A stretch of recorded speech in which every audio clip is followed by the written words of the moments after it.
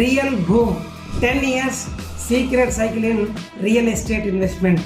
So మీరు last 2 decades data analysis చేస్తే 2006 to 2010 it was a big boom. 2016 to 2020 and blockbuster. 2026 to 2030 going to be drastical growth in real estate industry. So 2006 to 2010 టైంలో రాజశేఖర రెడ్డి గారి పీరియడ్లో 6th central pay commission add అయింది.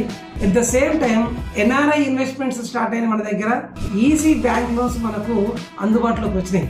ఈ అన్నిటితో పాటు real estate గురించి అందరికీ అవేర్నెస్ వచ్చింది 2006 తర్వాతనే. అండ్ నెక్స్ట్ 2016 నుంచి 2020 పీరియడ్లో కేసీఆర్ గారి టైంలో 7th central pay commission add అయింది. At the same time outer ring road add అయింది, హైదరాబాద్కి మణిహారంలో మారింది. అండ్ మెట్రో రైలు డైమండ్ లాగా హైదరాబాద్కి యాడ్ అయింది. దీంతో పాటుగా హైదరాబాద్లో మరొక మణిహారం T hub, startups and IT growth and highest contribution from IT and in India.